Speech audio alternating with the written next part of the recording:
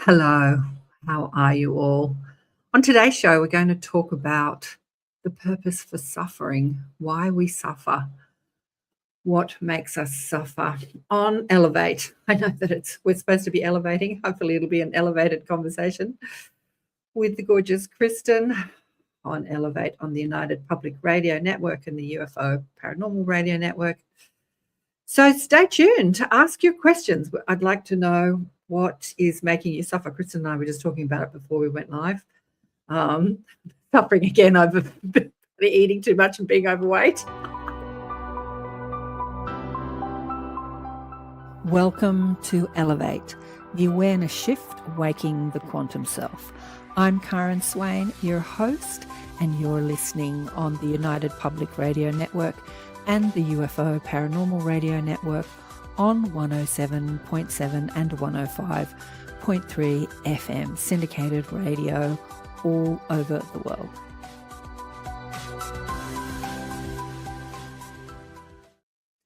G'day to everyone listening on the United Public Radio Network on the syndicated radio station. Thanks for tuning in. Thanks so much for tuning in. Here am I sweltering in Sydney, Australia. I've got the fan on, so my hair's blowing in the wind. And even Kristin, that's down there in Utah, has got, she took a scarf off, but she's cold. And I've been watching the world freeze over there in North America and Canada, watching y'all freeze. It's just like that snow, that blast of, amazing what's happening in the world. We've got the biggest bushfires and floods going on down here, and you've got the biggest snow. Yeah, Mother Nature, everyone's saying it's all man-made, but Mother Nature is speaking. She is speaking. What do you think, Kristin? Well, because it's not something I feel I have much control over, I just let it be what it is. And I don't think about it too much. Although, I do believe that there are those that manipulate our weather, but I don't always know when, and I can't do anything about it. So I just let it go. Weather is definitely being manipulated. I mean, they talk about it. Even I went to a Oceans Festival a couple of years ago, and there was a guy speaking about, very proud of how he could manipulate the weather, the technology that they were using to manipulate the weather. And it's a good thing in some parts where there's drought and they can create rain. It's a good thing. But, there's a lot of talk out there about nefarious forces manipulating. But I just, maybe I'm wrong, but I just can't see how that massive snowstorm, when you look at the map, it's across the whole of, and even Japan. My friend's son's in Japan. She was talking to him yesterday, and I said hello, and it's freezing over there and snow and crazy. I don't know. Can we do it on that scale? I don't think so, but I could be wrong. But Mother Nature definitely can do it on that scale. She's amazing. We're talking about suffering today. Is Mother Nature suffering? Maybe. But I just want to shout out to Ethereal Encounters Down Under, Preston and Dolly with Carol Ann. Preston and Dolly was on her show, and I was listening before we went live. I didn't listen to the last half an hour, but they were talking about psychic ability and remote viewing, and Dolly and Preston are just so good at this stuff. Dolly had the abilities, so good. Dolly's had the abilities all her life, but Preston actually developed them, and some of their stories are just incredible. But Dolly was in teacher mode. She was teaching people how to do it. She gets in teacher mode. She gets very like, do it like this and do it like that. Very, what's the word? Just do it. She's a little militant, like down the line, like as though she can't understand why I can't do it. Yeah, it's true. but she's just exactly. No fuss. She's not fussy, and she's just very direct. Because she's done it all her life. When something comes so easily to you, I guess it is hard to understand why people don't find it easy. But for the most of us, us. We don't, but I have developed my abilities too. I'm sure I had some as a child, but I just ignored them and they went away, which I think pretty much all of us do. Like, we all come in with incredible psychic abilities, and we don't get taught to develop them or even to listen to them, so we ignore them and they sort of retreat. The other ones dominate, our other, physical senses dominate. But it was a great show. So go over to Ethereal Encounters Unveiled and check that out. Preston also streamed it on his platform, but it would be great to give KAren some love. Her YouTube channel, Ethereal Encounters Down. I keep going to say Down Under, Unveiled. Ethereal I know Encounters you said Down Under, Ethereal Encounters Down Under. No, Unveiled. But yeah, so suffering. Why do we suffer? Why do we suffer? What do you think, Kristin? Why do we suffer? I think because we're used to it, where we expect to suffer. Sometimes it's part of our, our culture or the family we grew up in. If they're a bunch of complainers, people grow up being complainers, and complaining creates suffering. I believe, but I also think there's a bigger picture. Like, I chose this life, and there are challenges that I asked to have placed in my way when I was on the other side doing my life plan, so that I would learn. And so to gloss over all suffering and to gloss over everything, does that serve? So I love this topic, because I think there's a lot of bypassing that goes on in the spiritual community. It's all just love and light, and we don't acknowledge sometimes that things are rough. And then when I acknowledge that it's rough, do I sit in it? And what does it serve to sit in it? So I think there's a lot of things that can be discussed about this topic, for sure. I think it's a good one. Yeah. A few years ago, Brad, one of the people in our group, was posed this question, and we were talking about it. And I was sharing in the group, I had rediscovered Ananda Mayama, who was a guru that I first read about through Yogananda's book, Autobiography of a Yogi. She was a woman guru, teacher. I don't think she gave herself any of those labels, but this is what we call her in India, who was completely, what can I say? You talked about ego. She was completely without ego. Wow. In that her full identity was identified as who she is, as soul or the divine or God. I mean, the vernacular that she used, again, coming from Sanskrit being interpreted into English, things but that's the sort of God, you are God, she would tell everybody. And so she wasn't focused on the egoic platform, the egoic conditioning of the physical self. And therefore she never suffered. But she was so not focused in that way, understanding that she is infinite intelligence. She is omnipresent. She is multidimensional, like all these words we want to use. Like, she is God, if you want to use the word God, or source, or connected to the unified field of infinite possibility, and knows she's the creator and all these things. She knew that as every fiber of our being, which we as souls having human experiences coming into the human condition, we have to remember to untangle the human condition and remember how to alleviate suffering. And I truly believe that all our suffering, no matter where it comes from, because there's suffering and there's suffering. There's suffering from the thoughts and the repetitive loops, negative loops in your mind. You and I were talking about that when it comes to eating and food and, emotional eating. On this guy, I recognize the loops that are going. And then there's suffering like being caught up in a tsunami or a tornado, or pain. There's different types of suffering. But she was so not connected to the physical world. She didn't even need to eat or do all the things that physical people do, because she was sustained by that source intelligence.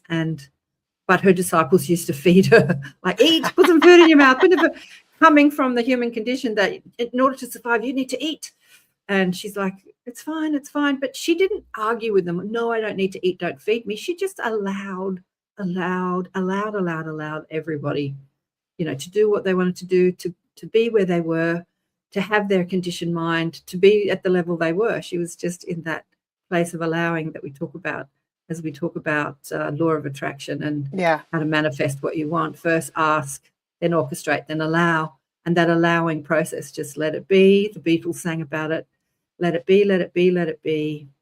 allow. And in that place of allowing and letting it be, suffering ceases to exist. But Byron Katie would say, all suffering comes from you believing your stressful thoughts, which I think is so simple, and yet to practice it, not so simple. I'm just having an image of somebody getting swept away. There was a movie about a family that was caught up in the 2004 tsunami, and there was some graphics. What was that movie called? And there was some graphics in the movie depicting them being swept away by the tidal wave and being underwater. I can look it up and see, but I remember it. Yeah. It was the graphics in the movie were amazing to depict what someone was going through in that suffering. It was incredible to watch it. It was frightening, but incredible to see how Hollywood had depicted that. And the impossible. The impossible. Yeah. And so there's that sort of suffering. And, are we in panic and fear during that? Right. It would seem pretty normal. But when you are really focused in that higher mind and you understand you are not the body, and in fact, you are not even this life, you can just say, okay, this is happening. I'm out of here, and just leave your body. And maybe if your body survives, pop back in later. Like, oh, my body's really bashed up, but I've got more to do in this life. I'll pop back in. And some NDEs have spoken about that, haven't they? Yeah. And people that go through trauma pop out of their bodies too, but something lingers because they remember it or it washes up on them later in life. So yeah, and going back to what you were saying about like what Byron Katie says about, believing your stressful thoughts. For me, when I've been in a situation like somebody that I'm close with and the relationship is there's struggle or there's pain in it, I actually turn on me and I go, and what you were saying about, I don't remember her name, the one that was the guru type person, but Ananda Mayama. That wasn't the name she was given when she was born. She was given another Hindu name, but Ananda. I think Ananda means God. I'm not sure. Yeah. I'm not up on my Sanskrit. Maya. I mean, it all means something. It's the name she was given. Well, and the thing is, like what you were saying about her, where if they're like, you need to eat more, and rather than fight them, she just allowed. And so, what I have found in situations where it causes like me stress or just frustration, that I just have to turn on myself and go, what am I placing in that? And it's generally expectations I have on them. And then I also always say to myself, like, is it worth it? Like, what does it really matter? Does it really matter to me if I let somebody feed me a piece of cake if it totally gives them pleasure? No, it really doesn't matter. Rather than going, are you listening to me? I don't want cake. Oh my gosh, they're always trying to force cake on me. Are you listening? Like, I just have to let it go, and, or if I say, no, thank you. And they're going to get mad at me. I just have to go, do I care that they're mad at me? Not in this instant. So I'll just let them be mad, Right. So I do generally feel like it's whatever I'm projecting on the situation. Absolutely. When it comes to, my day-to-day living, experience. Yeah. Where I go wrong, when I say go wrong, where I suffer is what you said. We suffer because we have expectations of others and they don't meet our expectations. So my expectations of others are people to be straight and honest with me, because I'm a very straight, honest person. I've been criticized for that. You tell me what I need to know, but you say it in such a, honest, straight way, and it doesn't digest well, because can't you just snow over it a bit and, come around it? And I'm like, no.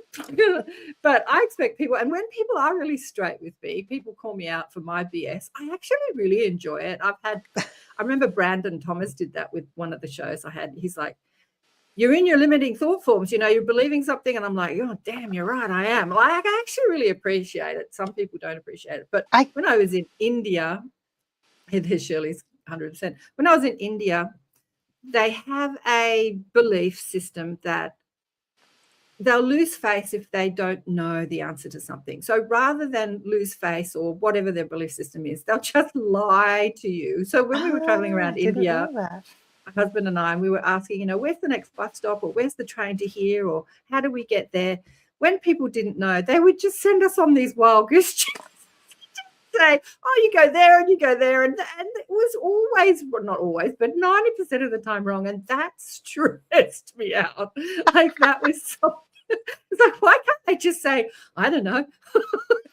That's so funny. I didn't know that. Thank you for the cultural example. I'm thinking now of the British, and I was engaged to a British man decades upon decades ago, but we were together for like 3 years, and he pointed something out to me that I do hear in other films, but that the British generally live their life in fear of embarrassing themselves or upsetting the other person. And so when I watch, British films and things like that, and I see them like dance around these topics and overly like apologize and get super embarrassed and it actually stresses me out too to watch that, because it's like, it's not that big of a deal that you stubbed your toe on my chair. Like, but they do incur that suffering on themselves in that way, So yeah, I guess we can't put every British or every Indian into one box. No, agreed. Yeah, when we have experiences.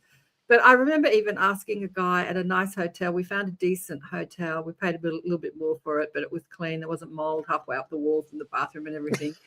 And I was like, oh, I can relax, a fleshy white person in a third world country suffering because of all the, the environment is so different over there. It's so different. Anyway, and I said, how do we get here? And the guy behind this rather nice reception area goes, oh, take the train. And I said, now the train's clean. Are you sure the train's the best way to go? Oh, very clean, very nice, very nice. And we got on this train. I couldn't even sit on the seat. I'm like, that was so dirty.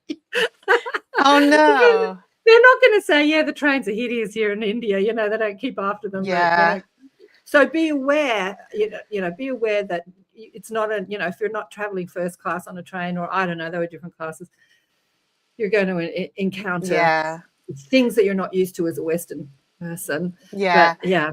Well, and I do think like when I do travel, and I haven't, been very many places, the most, close to that I've been to is like Mexico and Tijuana, like just south of the border.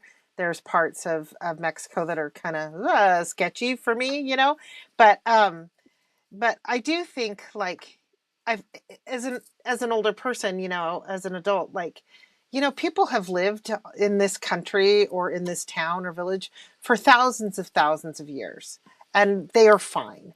So get over yourself, Kristin. And I do find that I'm like, it's not that big of a deal if I'm a little hot. Like, I actually used to hate getting hot and sweating all the time. Like, up until about, I would say like 10 years ago, I had a shift where I was like, I'm all hot and sweaty, but nobody cares but me. And it's more because I'm embarrassed that I'm hot and sweaty and nobody really cares. And also, I'm just enjoying how beautiful that I get to feel heat on my skin, that I get to feel the sun baking on me, and that I get to show that I'm alive by the, the sweat trickling down my back. Like, it really shifted to just learn to appreciate it. And so I only care if I'm hot and sweaty if somebody's like, are you okay? Because I'm going through menopause and I get hot flashes. And but I moved to a place where I don't care anymore. I remember years ago during the Academy of Nights, where I used to facilitate a group called the Academy of Light. We had a guest teacher, much like the shows. I brought the group online, but except that we would gather in person, we'd do a meditation, and then we could all eat biscuits and drink tea afterwards and chat to each other, which was lovely. And we'd listen to a guest teacher. We were talking about mindfulness. I think the person that started the Academy of Light, I think it was her son talking, and he had studied something, consciousness or mindful. And we were talking about, I remember having this epiphany of, instead of being upset that you've got to wash all the dishes, if you're in that centeredness of in the moment, and as you said, rather than fussing or stressing about the work you need to do or how hot you are, try to appreciate where you are. And I said to him, you mean like enjoying the hot water on your skin when you're washing the dishes? And he said, yes, exactly. And that was over 20 years ago. And every time I wash the dishes, I go there. I have to say I don't do it in every part of my life, but I go there while washing the dishes instead of like, all right, washing the dishes. I'm like, Oh, feel the nice heat of the water on your hands as you're washing the dishes. Like, appreciate something. Yeah, change the story around suffering. Hey, Mish. How Yeah. Yeah. KAren and Kristin. And it sounds, do we sound terrible? Like, these are total, like, first world problems, like, I have to wash the dishes. I have to wash the dishes. Because there is, suffering that goes on in the world where, like, there could be a drought and people are actually starving, or absolutely, or an illness goes through, or fires, and you can't gloss it over, right? It's, and it does find, and I think, not that I don't believe that there's, like, somebody in the sky that points down and these guys need to learn to come together and be better friends. So I'm going to wipe, half their town out and make them come together and learn how to be better. But I think those are the things that come out of suffering, is when we can get together as communities, or human helping other humans and things like that. So yeah, well, I think that, as you said before, when we're planning our life, because time doesn't exist on the other side, we can see all the probable scenarios, and what can I learn from that experience? I'm in a tsunami, I'm in a bushfire, I'm in a flood, I'm in a snowstorm. Oh, yeah. And, there is this great opportunity to meet my neighbors for the first time, to help others, to be of service. Mish shares, if I'm going out, I always think about when I'm coming home. That's funny. Makes things seem quicker. That's so funny, Mish. You're funny. Actually, I'm a bit like that too. But with everything that we're going through here on Earth, and there's a lot of suffering happening on the planet, because Mother Nature is doing her thing, whether you call it Mother Nature or the powers that be, doing their thing. I think it's a bit of both. I think it's predominantly Mother Nature. I could go into why I think that's happening, but I won't. But yeah, we're in the middle of a huge shift, and chaos is the reason many of us change. It's the reason why we break those looping patterns that we get stuck into as humans. Those looping patterns, those conditioned thought forms that just loop in our head. We go over them and over them and over them and over them. It breaks the pattern when there is a situation. It breaks that pattern. It gives you the opportunity to choose something else. But I wanted to play a bit of what Ananda Mayama says. Let me see if I can share screen, get this happening, and tell me if you can, y'all tell me if you can hear it. And hopefully my computer, which is full, will play this well. She talks about this. Why do we suffer? I am Ananda Mayama. You've cried in the darkness? Haven't you? Asked the silence. Why me? Felt the weight of a world that never promised to be gentle. And somewhere beneath all that pain, you wondered if anyone heard. She did. Ananda Mayima. The joy permeated Mother. And when they asked her, why do we suffer? She smiled. Not because suffering was small, but because she saw what we could not. There was a man once. His face was wet with tears. He had lost everything he thought made him whole. He came to Ma, collapsed at her feet, and asked, Ma, why does life hurt so much? She didn't look away from his pain. She let him cry. And when his breath finally steadied, she spoke words that would later be recorded in Matri Vani, the sacred words of the mother. She said, the thorn that pierces your foot is not your enemy. It makes you stop. It makes you look down. It makes you remember you are walking. We suffer because we have forgotten what we are, forgotten where we came from, forgotten whose breath moves in our chest. You see, suffering is not punishment. It is a love letter written in fire. The divine does not wound you to destroy you. The divine wounds you to wake you. One evening, as the sun painted the Ganges gold, a young devotee sat beside Ma. His voice trembled as he asked, but Ma, if God loves us, why does he allow pain? Ma smiled that gentle smile of hers, the one that held oceans of compassion. And she told him a story, later preserved in As the Flower Sheds Its Fragrance. She said, when the child plays in the dirt, absorbed, laughing, the mother lets him play. But when the sun sets and danger comes, she calls him sharply. Sometimes she even pulls him by the arm. Not out of anger, out of love. That pull? That ache in your chest? That loneliness that has no name? That is her calling you home. You were never meant to find peace in what breaks, in bodies that age, in loves that fade, in dreams that crumble like sand. You were meant to break so you would stop building castles there. At the Kankel ashram, people would come carrying their griefs like stones. A woman once sat before Ma, shoulders shaking, asking through her sobs, "How do we bear it, Ma? How do we survive the losses?" Ma's eyes, dark and infinite, held hers. And she spoke words that Bithi Kamakerji would later document in Life and Teachings of Sri Anandamayi Ma. She said, "This world is a river. And you keep trying to stand still in it. Of course you suffer. Suffering comes when we cling to people we call mine, to moments we call perfect, to versions of ourselves we call me.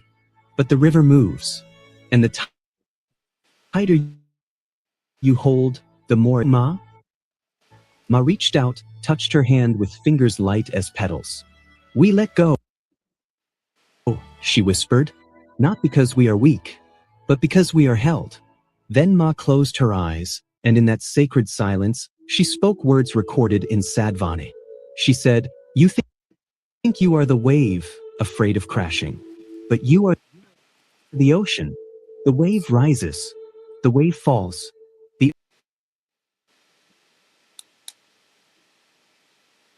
What happened? Are you there? I am. I stopped it, but it's still going in the background. Yeah, I stopped it because I didn't play the whole thing. I was trying to. I was getting really into that. I got to look that one Were you? up and study more. Yeah, I'm very moved by those statements. Yeah. I'll pop it in the chat for everyone. Here we go. I'll pop it in the chat. That comes from a YouTube channel called who's sort of dedicated to Anandamayi Ma, called Wise Words or something. Let me find Wise Lessons. Yeah, a beautiful YouTube channel. Now I've messed up my screen. I don't know what I'm looking at here. Uh-oh. I've got to empty my computer. It's so full, it just hardly works. That line hit me. Same, Kristin. We all have to look it up. Hopefully you can see the link in the chat. I've popped it in the chat. Yeah, we suffer because we've forgotten who we are. As I said, she was completely identified with who she is as soul essence, as an extension of source energy, as God, if you like. She used the word God, and not as the ego, personality, physical human complex. And I don't really believe that we all should come to be Anandamayi Mas, because then we wouldn't create this crazy world that we're all enjoying. I think that, the ego and what it creates, and the selfishness and the lack and the stuff that we indulge in, the contrast here on earth, is all part of why we've come, because it helps us evolve the soul. But it's beautiful to have an example of what is possible, that we can be in this world and yet still focused in our brilliance and in our infiniteness, and in who we are as soul, as purpose, as divine, rather than in our suffering.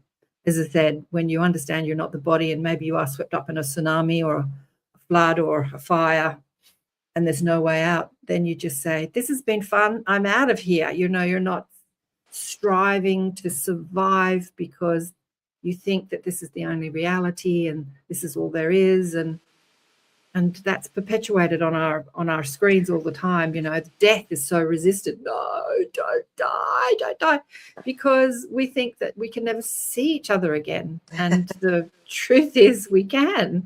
And Preston and Dolly were just talking about this. One of the things that Preston said on Ethereal Encounters with Carol Ann, one of the things that Preston said on one of my shows was, you know, when he's out of body at night, he's just hanging out with his whole family, dead and physically focused. So his siblings that have reemerged, that have died, have left the physical body, and his siblings that are still incarnate, that are still in the physical body. And he was reiterating on Carol Ann's show today that he always is amazed that when he's talking to his brothers or sisters who are out of body at night, hanging out in different realms, they can't remember. And he said they're so conscious, they're so awake, they're so knowledgeable. Like he said to them, do you know you're not in your body at the moment? They go, of course we do. Like, of course we do. What a stupid question, Preston.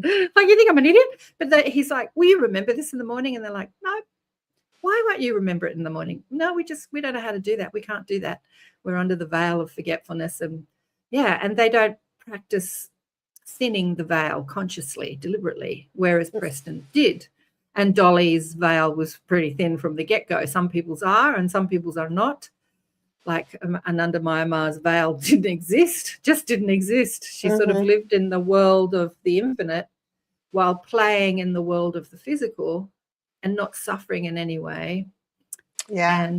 But KAren, sorry, what did you want to say? I was just going to say, a good friend of mine and I, that, you know, we sit and we go back and forth on philosophical, spiritual topics like this. And you know, the question was asked to me, you know, what's the difference, perspective or perception? Right. And, you know, I feel like that's what we're talking about. You know, do I have the higher perspective? What perspective am I taking? And then what's my perception of it? Right. You know, and then what's your perception of it? You know, you're sitting there suffering in I looked it up, 77 degree Fahrenheit. And here, yes, that's what it said on my phone. You know, if my Apple phone's right, and that's what it says Sydney is. Yeah, because I always have that up. Because I'm looking forward to coming back to Australia one day, right? Yeah, come back down under. I know. But, you know, you say 77 and you're sweltering, and I thought, oh, maybe it's really more humid there. Well, the humidity there is the same as it is for me today. And, man, 77 is like what I have my house set at in the summertime before my air conditioning comes on. So it's a perception thing and what we're used to and what we're comfortable in, you know? So I would love to be at 77 degrees and not having to wrap up in my sweater. Exactly. Well, 28 degrees is not putridly hot. I mean, it's hot because I'm sitting inside with the door shut and the lights streaming on me. But we had the other day, was it yesterday? No, probably a couple of days ago, we had the hottest recorded on History Day, not where I live, but in Australia. I think it was over 50 degrees Celsius. I saw that. What's that in Fahrenheit? Do you know? What's that in Fahrenheit? But anyway, I looked it up. I think it was like 105 or something like that. I reckon it's more. I reckon 100's around 30 something. 55 Celsius? 50. To put in 50. I don't think it went to 50. I think it hit 50, might have just peaked over 50. That's hot. That's pretty hot. But anyway, so we've had some record weather down under, as you have up over. You've had that record. But I love watching on, they did play on, especially Australia Day, which wasn't such a hot day, all these people sliding down water slides and all these drunk sort of young men having a rip-roaring time. You know? Yeah. And I love watching people with the snowstorm out there playing in all the crazy snow and skiing down their street and you know, enjoying it instead of suffering from it. Yeah. Snow for us, I know Shirley's up there in Canada and you guys are getting blasted. Here I am talking about the weather, but the weather just lately has been super crazy all over the world. It's Mother Nature is definitely speaking. Did you find out what 50 degrees was in Fahrenheit? Yeah, it's like 120, 112. No, 120. That's what it gets in Arizona, in Phoenix, Arizona, all the time. Whoa. It's just, and southern Utah can get like that. So when I went in that story I told a long time ago about going to that labyrinth and working through that process, you know, after my hubby passed and dealing with the grief. And when I stood in the center of that, it was 112 out that day. And I went at noon on purpose with the sun really high. So, you know, it's bearable. You can do it. And I utilized it as a way to just, burn it off me, get it off. So I was using it as a tool. But yeah, suffering is one of those, it's one of those things that it really is a perception in a lot of people's ways. Last weekend at the local IANS here in Salt Lake City, we had Reverend Bill McDonald come and speak. Yeah. And he talks about, that man has had surgeries and he has, and all kinds of things he was sharing. And he was sharing with us publicly that he's had surgery recently in the last year or so to reconstruct his nose because it was all cancerous. And what he's done is learn how to, by connecting to source or, to the light inside or whatever, he has completely learned how to not suffer from the pain of it. Right. And it's incredible. And he's been doing that since he was a boy. And in fact, in another interview I listened to of him, because I got so interested, he was saying, I think it was in his near-death experience, you are going to take this pain, like when he was a boy, you're going to have this pain. I'm going to paraphrase it because I won't get it right, but you're going to take this pain and you're going to learn how to live with it or get rid of it or not suffer from it so you can teach others. So the whole reason why you're going through this is so you can get through it and learn how to teach others to not suffer. So I found that fascinating. Beautiful. Beautiful. Shirley, I'm melting. Yeah. Do you have to do I'm melting. Yeah. Do you have to do a station ID or anything? Station ID. Yeah. Thanks, darling. You're listening to Elevate, the Awareness Shift, Elevate Consciousness, the Awareness Shift, Waking the Quantum Self on the United Public Radio Network and the UFO Paranormal Radio Network on 107.7 and 105.3 FM, syndicated radio, coming out of the States, New Orleans and the Gulf Coast. And syndicated radio means that all radio stations all over the world can pick up the show and play it, and apparently they do. Joe reckons that it hits around 120 countries. And obviously we're streaming on platforms. Couldn't get it populated on my YouTube today. Not YouTube, what do you call it? My Facebook. But it is playing on the United Public Radio or the UFO Paranormal Radio Facebook page. And we're on Rumble and Twitch and Odyssey and all sorts of places. Send me some of your heat, please. That girl says, yeah, we've been talking about the weather and suffering. What are we suffering over? But yeah, getting back to Byron Katie, which I use her work with myself and with my clients. And as I said, it's so simple. She was someone who was one of those ornery people. Ornery is a word I found from Esther and Jerry Hicks. We don't use it here in Australia, but I love it. It's like those pissed off. I've heard it my whole life. My dad uses it all the time. Really? Ornery. And I always thought that Esther was saying angry, but she was saying ornery.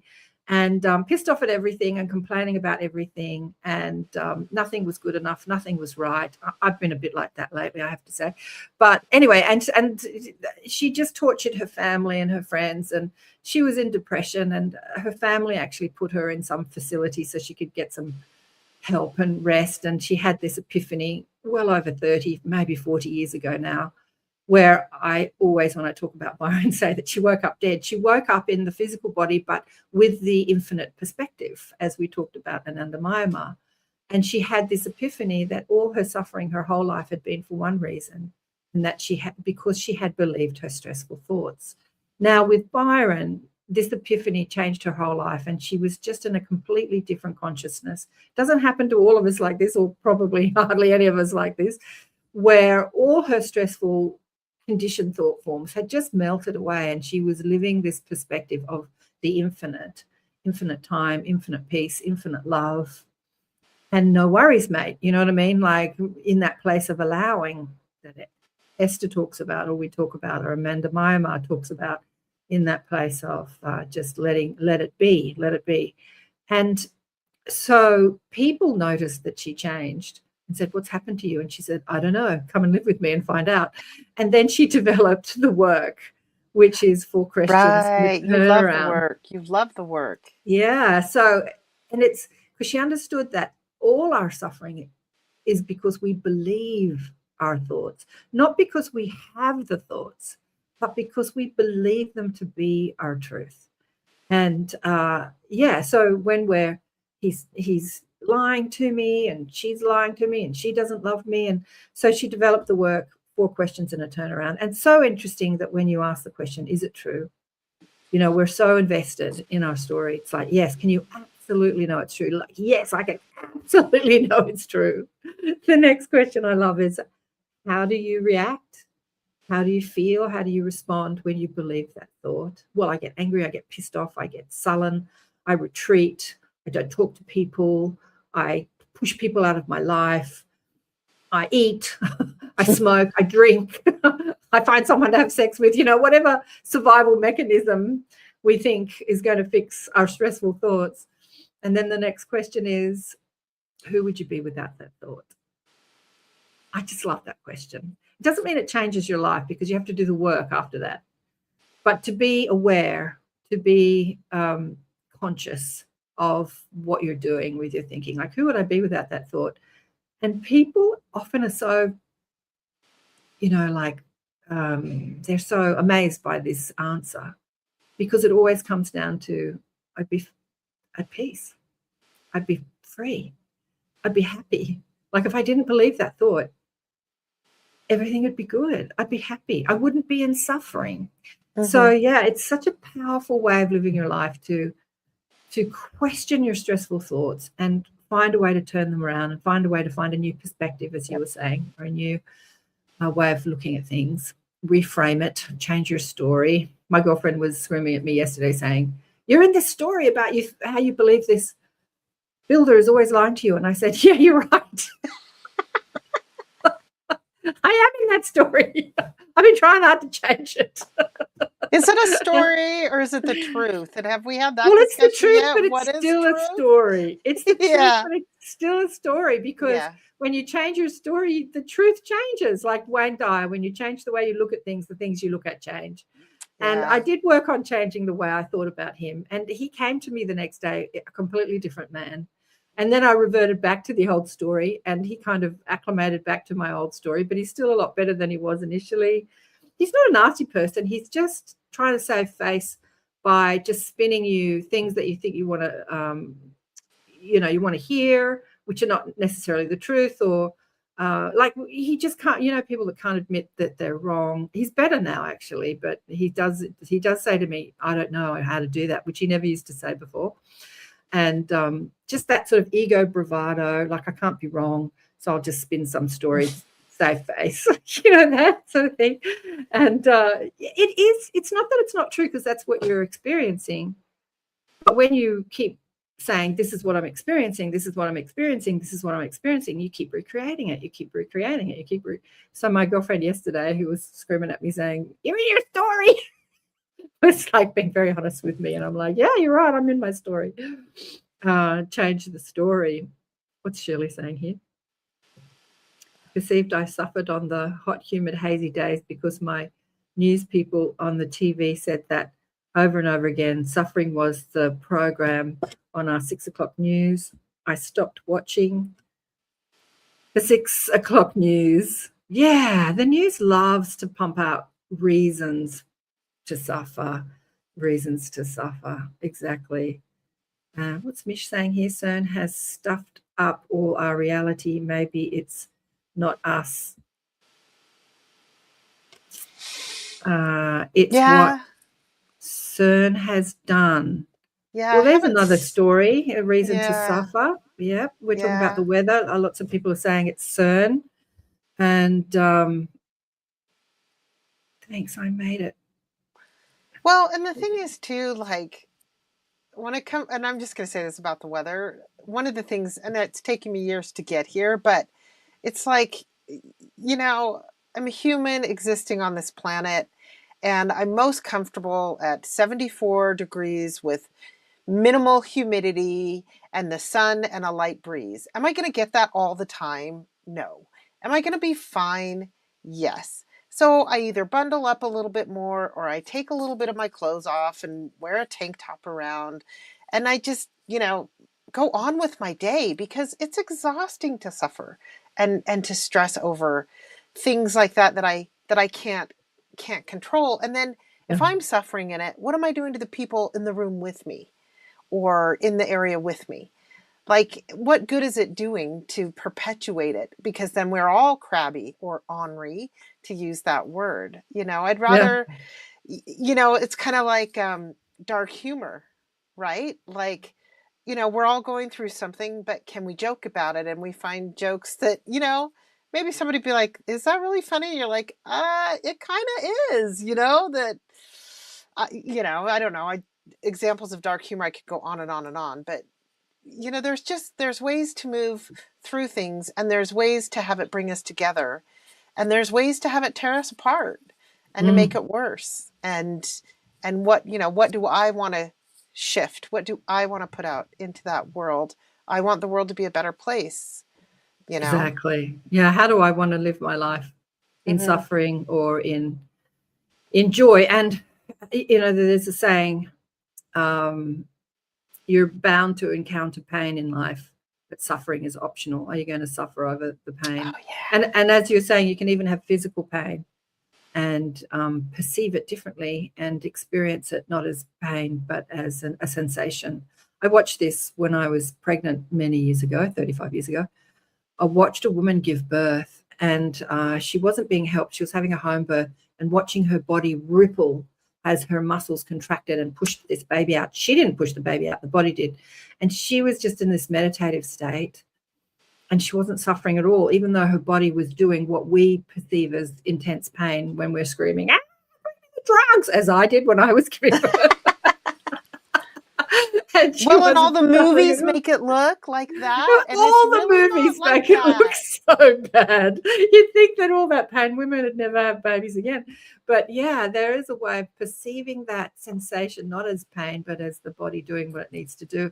There is a way of completely looking differently at the world. And are we doing it? And maybe we're not. Maybe we're failing, as I do many times, but it's another opportunity to try again and see if we can do it next time. It's the challenge we give ourselves. And what I do whenever I bump up against anything that I feel like I'm suffering, whether it's my own internal dialogue or something that I perceive is happening to me, I always think, how can I use this? How can I use this to grow? How can I use this to help others?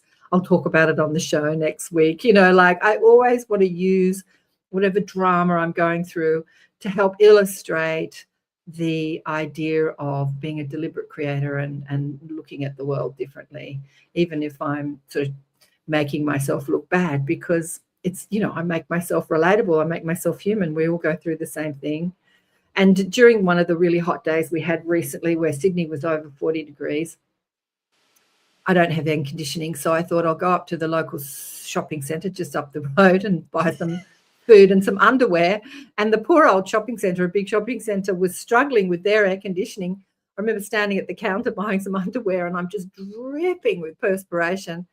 And the lady behind the counter and I were sort of laughing, and I had that sensation, and we're all in this together. Exactly. Like, we're all in this together. We're all experiencing this heat, together. And so we had a bit of a laugh at how hot it was and how the air conditioning couldn't cope. And yeah, just experiencing that as that collective experience. Yeah. Yeah. That's what I think gets us through these things that are really challenging. And we're in it together. And I feel like, often when we decide to suffer with what we're going through, it actually really separates us. I could get really separate from somebody if I'm believing those negative thought forms, or if I'm caught up in something else and really mad at that family member over something, silly. They know that always bothers me, and why do they always do it? Yeah, just anything, I separate myself, and it gets lonely. And right now I'm a widow, and all my kids are grown. Am I all alone, or am I like solitary but in a good way? Do I get to like enjoy the peace and solitude a little bit for once in my life? Or do I sit here and I twiddle my thumbs and I get mad that nobody's here with me? It's all perspective. right? You know? Yeah, absolutely. When I was talking to my friend, she's like, what have you been doing? And I don't do much these days. Like I'm not going to this concert or that pub or that restaurant or this play, or, I'm not a doer anymore in this third act of my life. And she's a doer. Even when she rings me, she's usually washing the dishes, walking the dog, doing something. She's always on the go. So to her, my life looks like suffering, but to me, it looks like peace. It looks completely like peace. Well, like and don't you think having a solitary life? Yeah. Well, and I know people that in their lifetime, like they keep busy because if they stop and they have to think and pay attention to where they're at, they get that they actually don't. So some people keep busy to avoid sitting in peace and listening or sensing or going deep, Yeah. So there's, oh my gosh, I could go on and on and on. I keep touching my face because I've got the fan on and my hair keeps tickling my face. But yeah, I think it was Joe Dispenza. Was it Joe? Who was it? Talking about women who live alone and what an amazing, enlightening situation that is for many women. I can't remember what he was saying, but I'm like listening to it because it's me, and I'm like, yeah. And he was saying like you're really with yourself. Exactly. He was talking about what you were talking about. You're not out there sort of bumping up against the world and everybody else's thought forms. You have to be with your own thought forms, and it's an incredible opportunity for self-realization, self-enlightenment, to be solitary and alone. And many people who are seeking that will do that deliberately, go to an ashram and sit alone in meditation. I remember going to see a woman who spent, was it 11 years in a cave by herself in the snow in the Himalayas. She was an English woman who had become a Buddhist nun, and she had spent many years in an ashram in solitary meditating, and that wasn't enough for her, so she thought she'd go up to the Himalayas and get in a cave and be by herself, and that she would find that self-realization through this solitary environment and solitary experience. And I saw her many years ago in Sydney. She did a talk, and I'm thinking, all those years of meditation, what have you learned? And she said a lot of things, but the thing I took away was that she, after all this time meditating, she went to her guru, her Buddhist guru, and said, I had this idea of creating a nunnery for women who had joined the Buddhist religion, who wanted to elevate themselves within the hierarchy of the Buddhist religion, because they only taught the boys. The women weren't taught any of the practices, only the boys, right? And she thought maybe the women who would like to receive the practices and the teachings too. And she asked her guru, do you think that's a good idea? And he said, well, or should I go back to my cave? She said, I've got this choice, start a nunnery or go back to my cave. And he said, well, if you're back in your cave, you're in nirvana, you're in bliss, you're in that place that you've created for yourself where you're connected to the divine and flowing that pure positive energy, even though it's freezing and you're in a cave. Or start a nunnery and you'll bump up against resistance and problems and money issues and everybody, you'll bump up against all this, not suffering so much, but challenges. Your choice. Do you want just this peace, or do you want this challenging life? And he just gave her that opportunity to choose, and she chose to start the nunnery. And and being out there in the world trying to do something, you do bump up against people's thought forms. A lot of people didn't think that women should be educated in the Buddhist ways, and then she had to find the money, and then she had to so there was lots of challenges. A lot of challenges. And that's what I took away from her talk, is what her guru had said to her. Well, and that choice that she made. Do I have perpetual bliss, or do I dive into life and all that challenges me? Yeah. Well, and I'm thinking about, I know a little bit about beautiful Shirley that's in our chat, and her and I are somewhat opposites. I love to be out, and I love to be out around people, and she is more comfortable staying indoors for long periods of time, or staying home. And somebody else in the chat was like, yeah, I got to go out in the world, and I'd rather just, hurry up and get home. And what it is that there's no one right way to do it. Exactly. Some people, that bliss in the cave, that is ultimate. That's amazing. And somebody like me, to be like not around anybody would drive me nuts, ever. But we're just all so different. And knowing that we're different, it's just choice. Yep. And also knowing that that person sitting across from me has that choice too, right? Because they're different than me.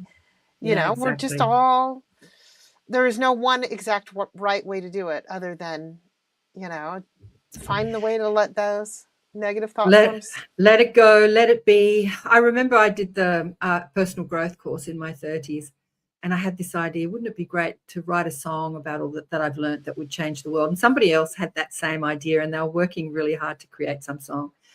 And I think that song has been created by the Beatles, back in the 60s. Let It Be is probably the most enlightened song.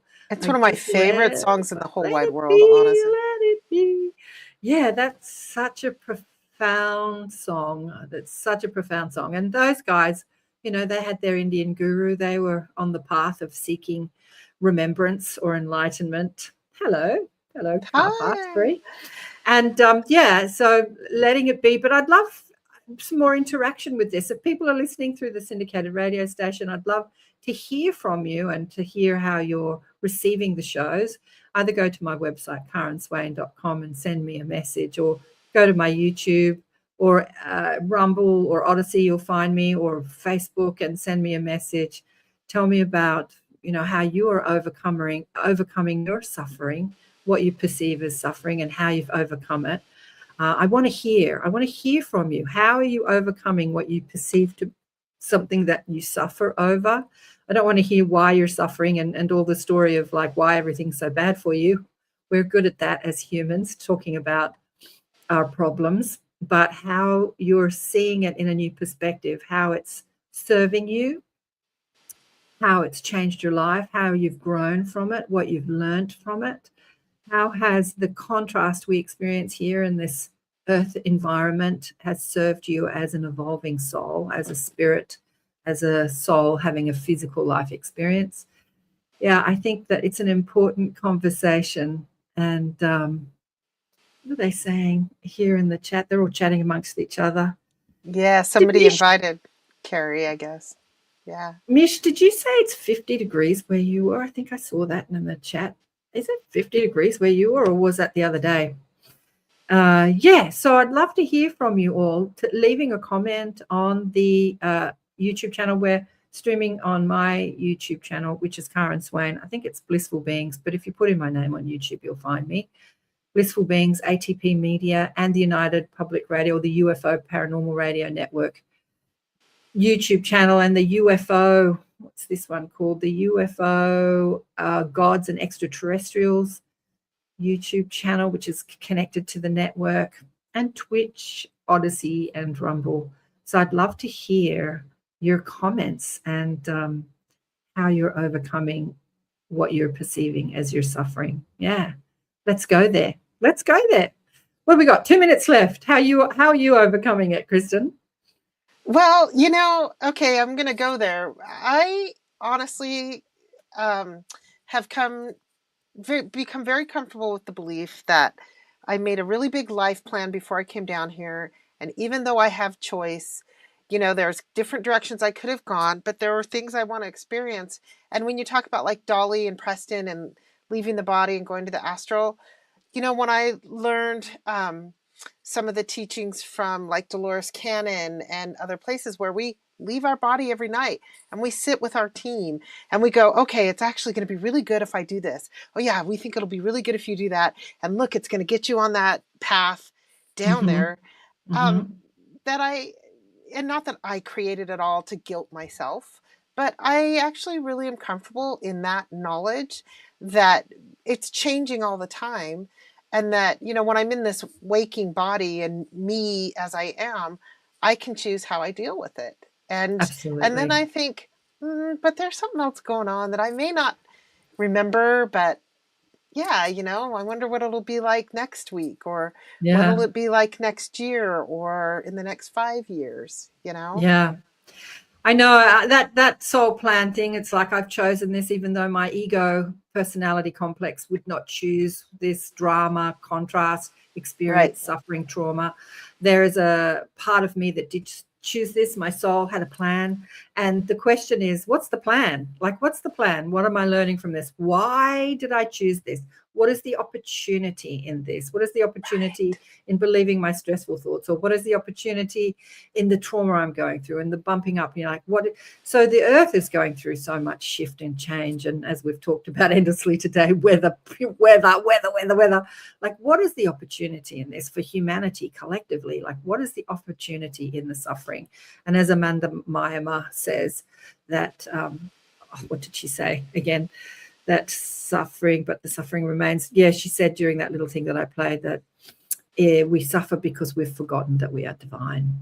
So, yeah, to contact that divine aspect of us, that higher aspect of us, what do you want to call it?